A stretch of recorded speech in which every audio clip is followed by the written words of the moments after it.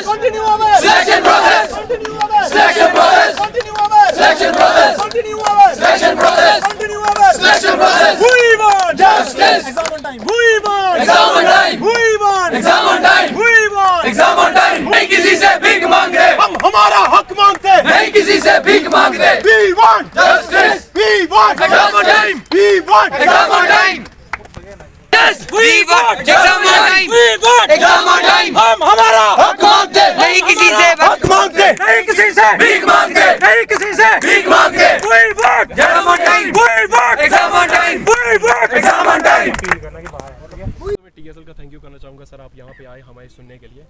तो सर हम सबसे पहले मैं आपके थ्रू से आवाम को ये रूबरू करना चाहूँगा कि सर हम भी एस्पिरेंट्स हैं. We are also the aspirants, we are also the face of aspirants. जो आज तक आप इतना मीडिया में देख रहे थे कवरेज, चारों तरफ जो कवरेज हो रही है, they are not the representative of all the aspirants.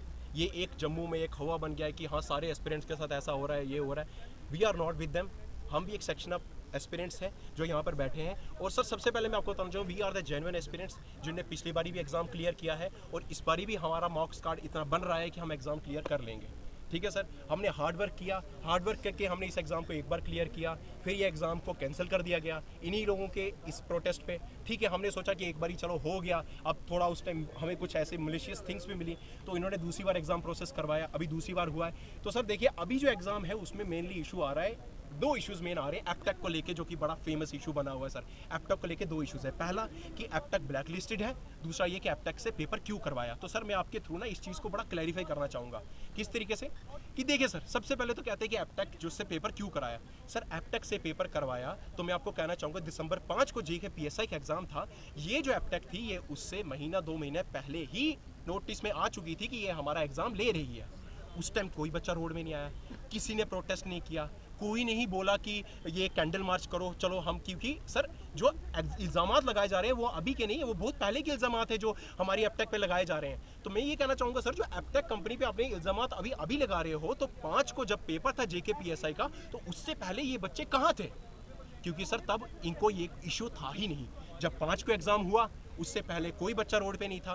5 को एग्जाम स्टार्ट हुआ, 6 को हुआ, 7 को हुआ, 20 को खत्म हुआ, तब भी कोई बच्चा रोड पे नहीं था. 31 तारीख को जब की आई तो बच्चे कहने लगे कि Aptech is a black listed. Sir पहले मुझे ये बताओ, क्या ये 5 को ब्लैक लिस्टेड नहीं थे जब आप एग्जाम देने गए थे? ये जो प्रोटेस्ट कर रहे हैं मैं उनको भी कहना चाहूंगा, भाई लोग तुम भी तो उस एग्जाम में बैठे हो, तुम क्यों बैठे? आज तुम दूसरों को बोल रहे हो मत बैठो, तो तुम जेके पीएसआई के एग्जाम में क्यों बैठे? सर आप ये जो कवरेज कर रहे हैं अभी, ये जो प्रोटेस्ट कर रहे हैं, उनसे मैं आपसे एक विनती करना, जब इनके पास जाओ तो इनसे पूछो कि why you appeared in JK PSI and now you all are misleading students की फाइनेंस अकाउंट असिस्टेंट में नहीं बैठो, तो तुम पीएसआई में क्यों बैठे? और दूसरी बात, जब पीएसआई की 31 तारीख को की आई उसके बाद तुम्हें दिखा कि ये एप्टेक हाँ जी ब्लैक लिस्टेड है, उसको फिर नाम दिया क्योंकि जब की में मार्क्स नहीं बने. ये तो सच्चाई है सर. और दूसरी बात जो ये बोलते हैं कि एप्टेक जो है ब्लैक लिस्टेड है, ब्लैक लिस्टेड है. सर पहले मैं आपको एक चीज़, एक बड़ी अच्छी एग्जांपल देना चाहूँगा एप्टेक को लेके. वो क्या कि सर देखिए बैन था उस पर, अब नहीं है. अगर मैं आपको एक बात कहूँ, Australian captain vice captain Steve Smith और डेविड वार्नर जो है, उन दोनों के ऊपर बैन लगा था बॉल टेम्परिंग की वजह से. 1 साल फिर नाम दिया क्योंकि जब की में मार्क्स नहीं बने. ये तो सच्चाई है सर. और दूसरी बात जो ये बोलते हैं कि एप्टेक जो है ब्लैक लिस्टेड है, ब्लैक लिस्टेड है. सर पहले मैं आपको एक चीज़, एक बड़ी अच्छी एग्जांपल देना चाहूँगा एप्टेक को लेके. वो क्या कि सर देखिए बैन था उस पर, अब नहीं है.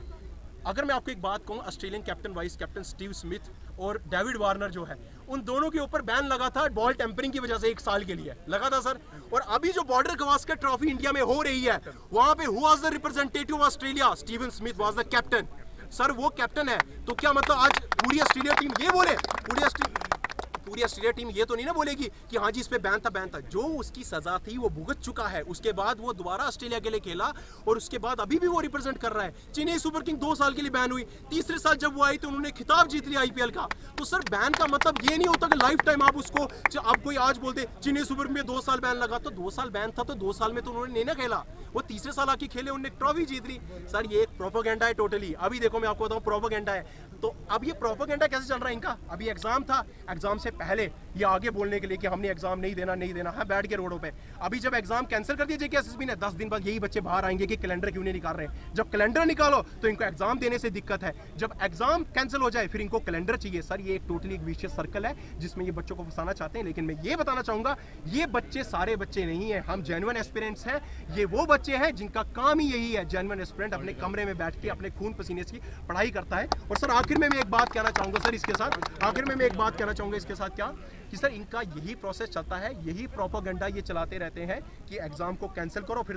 और सर इनकी स्ट्रेंथ इतनी ज्यादा है ना, इतनी ज्यादा स्ट्रेंथ है, आई कैन गारंटी, अभी मैं आपसे इंटरव्यू दे रहा हूं, ये नीचे कमेंट सेक्शन में लिखेंगे कि इसने भी 25 लाख लिया, इसने 35 लाख लिया है। सर इनके दिल जानते हैं कि हमने 25 लाख दिया या नहीं दिया है। पिछली बार भी 100+ था, इस बार भी 100+ है। इनके दिल जानते हैं हमने 35 लाख दिया ही नहीं दिया है। इनका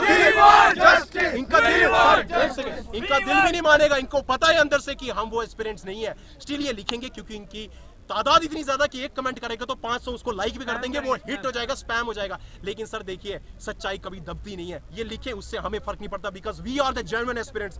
हम एक बार 2 बार भी हमने क्लियर किया और